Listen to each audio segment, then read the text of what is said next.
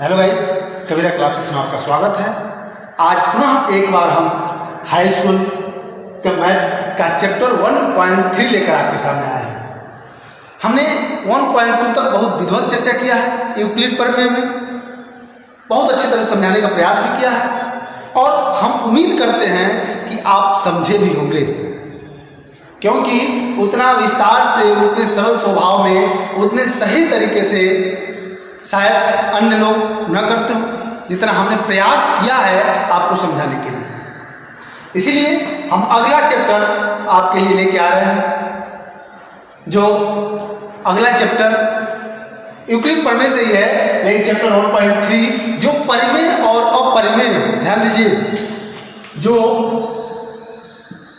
परिमेय और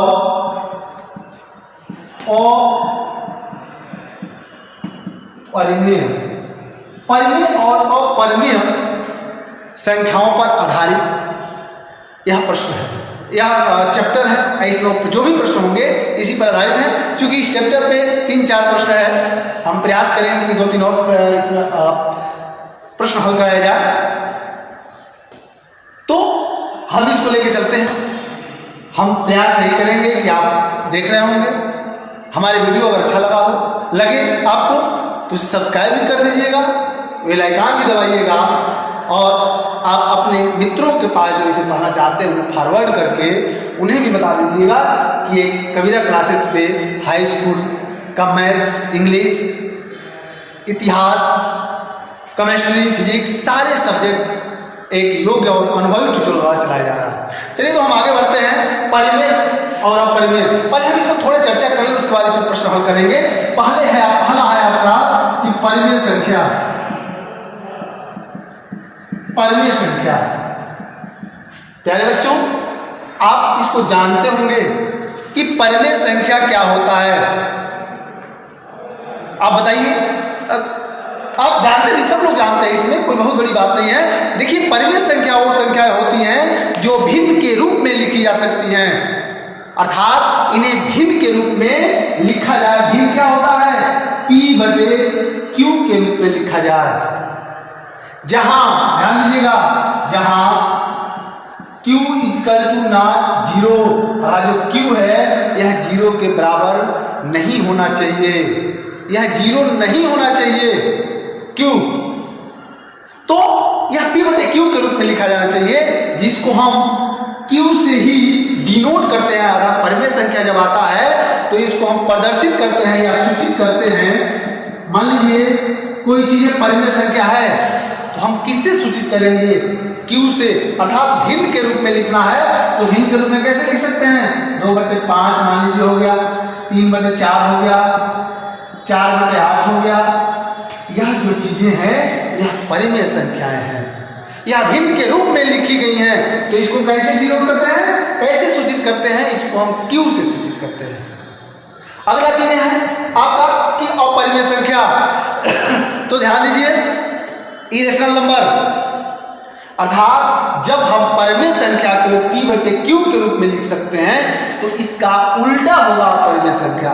अर्थात अपरिमेय संख्या जो है, अपरिमेय जो संख्या है, इसको हम P/Q के रूप में नहीं लिख सकते। अर्थात अपरिमेय संख्या को हम P/Q के रूप में नहीं लिख सकते, क्योंकि P और Q एक पूर्णांक संख्याएं हैं जो कभी भी एक 0 नहीं हो सकते। यह पूर्णांक P और Q पूर्णांक संख्याएं हैं।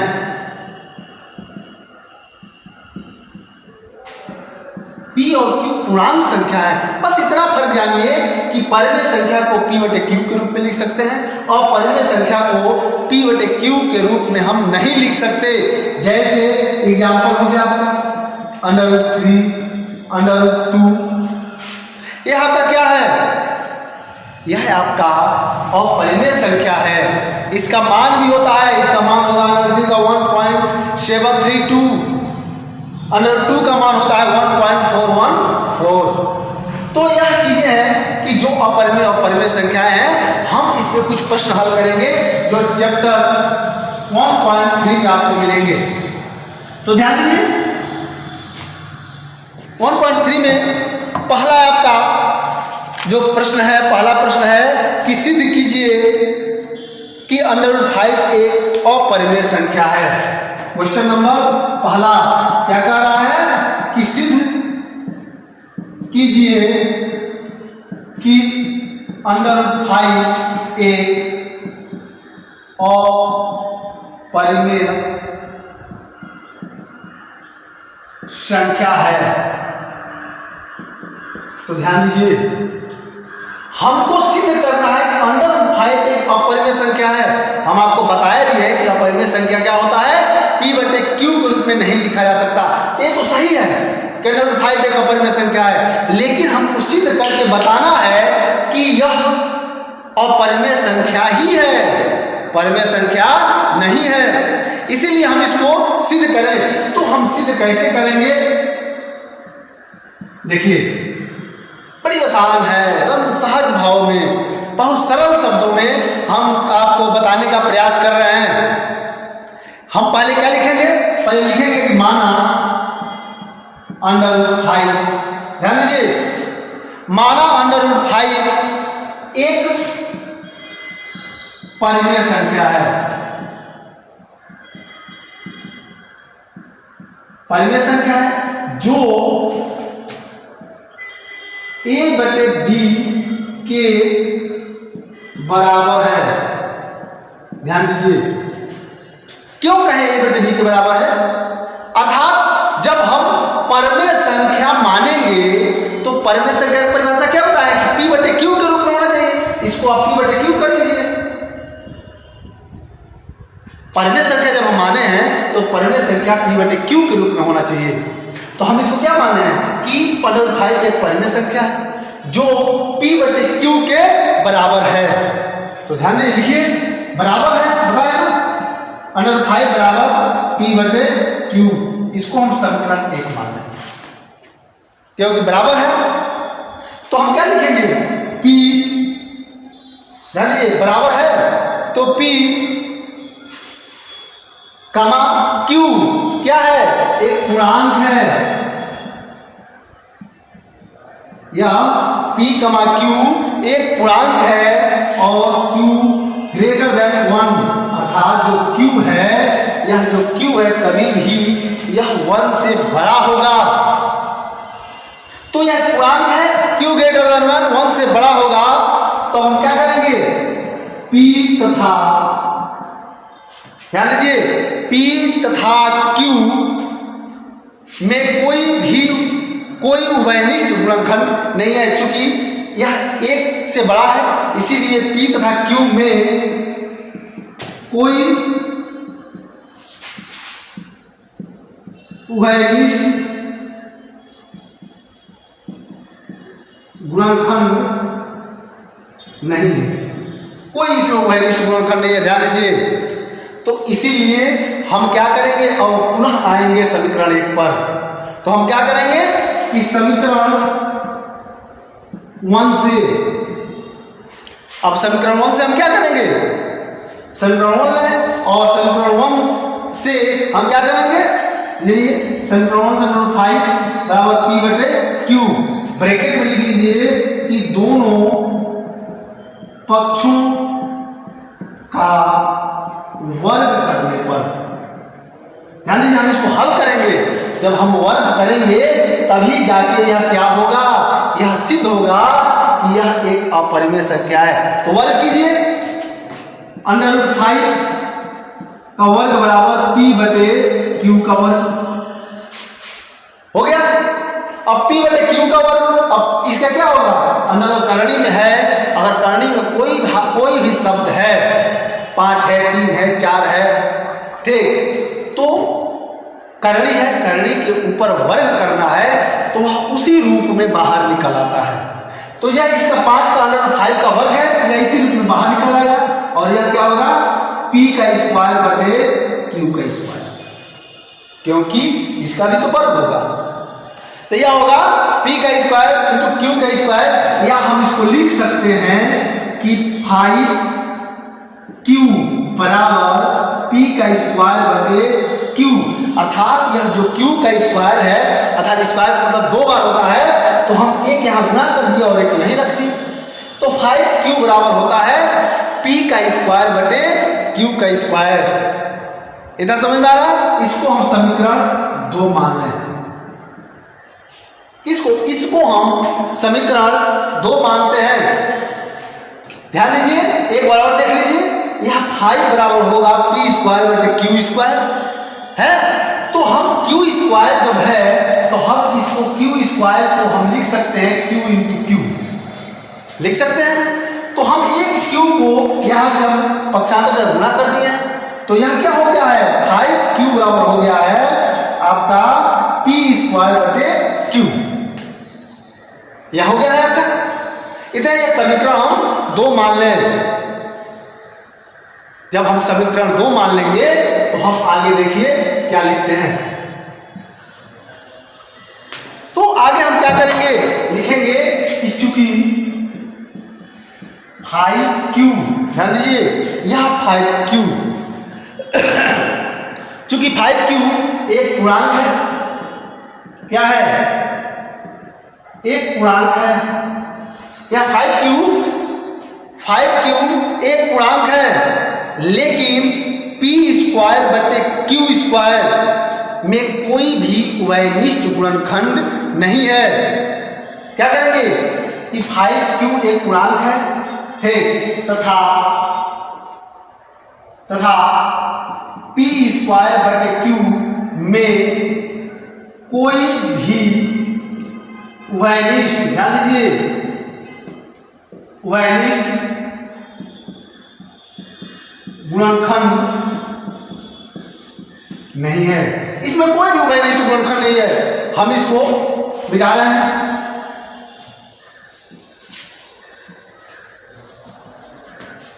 ध्यान दीजिए, इसमें कोई भी उभयनिष्ठ गुणनखंड नहीं है, इसीलिए क्या होगा?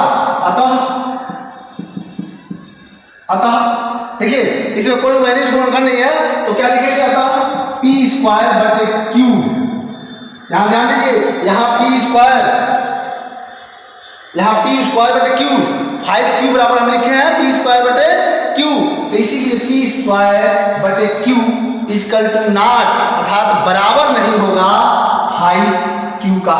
देखिए, इसमें कोई उभयनिष्ठ गुणनखंड नहीं है, इसीलिए यह p स्क्वायर बटे q equal to not 5q, यह बराबर नहीं होगा। जो परिणाम 2 आपको हम बताए ना, परिणाम या समीकरण की जो समीकरण 2 के विपरीत है। समीकरण 2 क्या कर रहा है? 5q बराबर p स्क्वायर बटे q, जो 5 स्क्वायर p स्क्वायर बटे q इक्वल नॉट 5q, यह इसमें कोई उभयनिष्ठ नहीं है, इसलिए समीकरण 2 का यह विपरीत होगा। तो इसीलिए अतः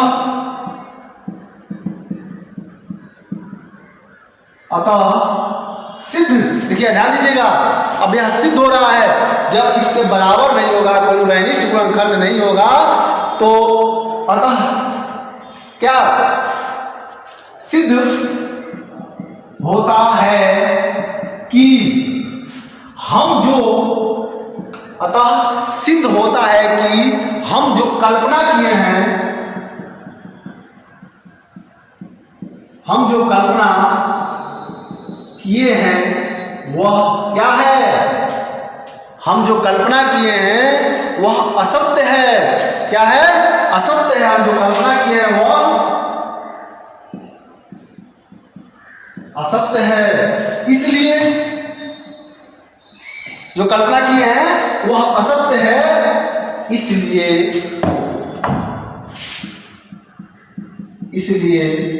√5 एक अपरिमेय संख्या है। हम लास्ट में यह सिद्ध कर दिए, पूरे स्टेप बाय स्टेप आपको बताने का प्रयास किया गया है कि कैसे यह, शुरू में आपको हम बताए हैं कि √5 को आप जो अपरिमेय संख्या सिद्ध करने के लिए करा है। अंडर रूट 5 को आप परिमेय संख्या मानिए। परिमेय संख्या मानेंगे तो p और q एक पूर्णांक है, q कभी भी 1 से बड़ा होना चाहिए। p तथा q में कोई भी उभयनिष्ठ गुणनखंड नहीं है, ये भी सही है। ठीक, अब जो समीकरण उसको समीकरण 1 माने, हम उसका दोनों ओर वर्ग कर दें। वर्ग करने के बाद हम इसको पक्षांतर करके सिद्ध करेंगे कि यह एक हम जो माने हैं वह असत्य है, इसलिए अंडर रूट 5 एक अपरिमेय संख्या है। चलिए हम एक दूसरा क्वेश्चन इसका लेके आते हैं।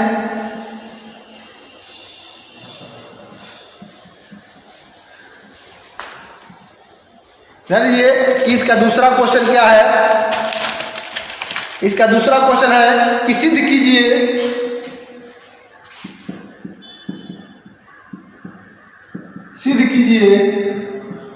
कि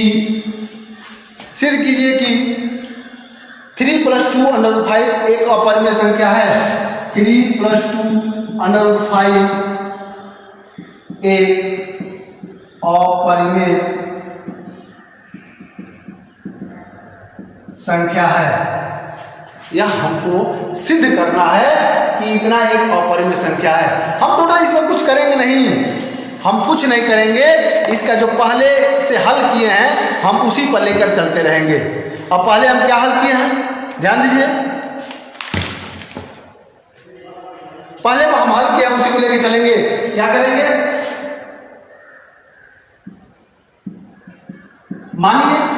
माना 3 + 2 अंडर रूट 5 एक परिमेय संख्या है। परिमेय संख्या है जो क्या करेंगे, अभी हम आपको बताए हैं कि जो p/q मानिए, x/y मानिए, कोई मानिए जो x/y के बराबर है, जो x/y के बराबर है, तो हम क्या करेंगे, x/y बराबर 3 + 2 अंडर रूट 5 इसको समीकरण 1 मान लें। समीकरण 1 मान लीजिए। अब जब समीकरण 1 मानेंगे तो कीजिए, या हम क्या करेंगे ध्यान दीजिए, हम करेंगे कि x/y, अब इसको हम इधर पक्षांतर करें। यह प्लस है, जब इधर आएगा तो क्या होगा, माइनस हो जाएगा। -3 बराबर 2 अंडर रूट 5 हो गया। कोई दिक्कत इसमें, कोई दिक्कत नहीं होगा। थोड़ा एक काम और कर लें कि हम इसको इधर कर लें, इसको इधर कर लें, हमारे लिए आसानी हो जाएगा। 2 अंडर रूट 5 बराबर होगा x/y -3। कोई दिक्कत इसमें, कोई चेंजिंग नहीं हुआ है, जो है वही है, इसमें कोई चेंजिंग नहीं किया गया है। तो यह क्या हो गया है, x/y -3। एक काम और कर लिया, अंडर रूट 5 बराबर x/2y -3/2। कहां से आया, समझ में आया? क्योंकि जब हम यह दो है, दो स्वतंत्र है, और जब बराबर के दूसरे तरफ जाता है तो वह क्या होता है, भागे में हो जाता है। इसलिए जब यह 2 आया है x/2y -3/2, यह क्या हो गया है, यह एक। अब ध्यान दीजिए, अब यही आपको समझने वाली बात है। यहाँ पे जो यह अंडर रूट 5 है, यह आपको हम बताए हैं कि यह परिमेय संख्या है, कैसे अभी सिद्ध भी हुआ है। और जो a/b के रूप में रहता है वह परिमेय संख्या है, यह भी हम आपको बताएं। तो यही सिद्ध हो गया। देखिए यहाँ अंडर रूट 5, ये आपको हम बताएं, इसलिए अंडर रूट 5 एक अपरिमेय संख्या है।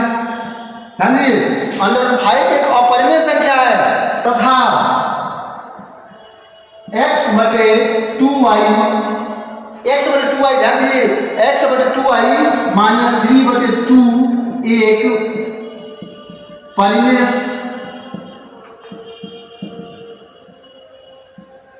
संख्या है। ये दोनों अलग अलग संख्या हैं, यह अपरिमेय संख्या है और यह परिमेय संख्या है। तो अतः हम क्या करेंगे, अतः ध्यान दीजिए, अतः हमारी कल्पना क्या हो गया, हम जो माने हैं शुरू में कि यह एक परिमेय संख्या है, तो हमारी जो कल्पना है यह कल्पना असत्य है। हमारी कल्पना असत्य है।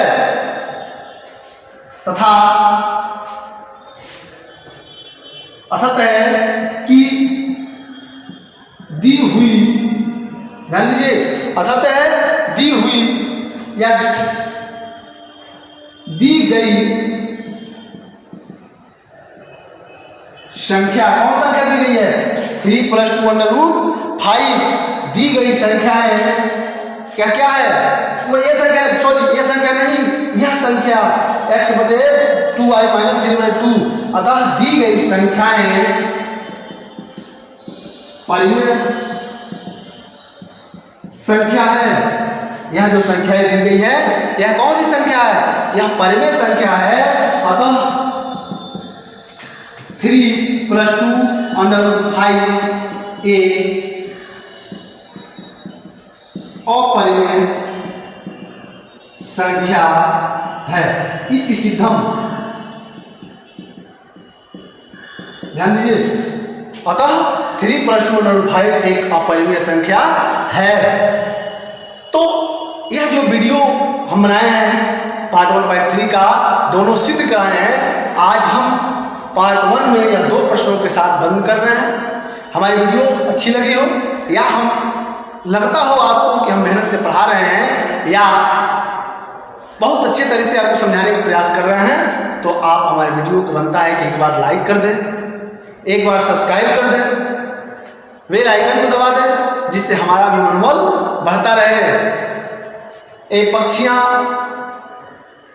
ए सखाएं परेशान हो जाएं, ए पक्षियां, ए पवन, ए पक्षियां, ए सखाएं भी परेशान हो जाएं जब ये खुद चीजें हिंदू और मुसलमान हो जाएं। तो इसी के साथ हम वीडियो को आज पार्ट 1 में 2 ही प्रश्न के साथ बंद करते हैं। पार्ट 3 बहुत जल्दी आपके पास आने वाला है। आप देखते रहें, सब्सक्राइब करते रहें। Thank you.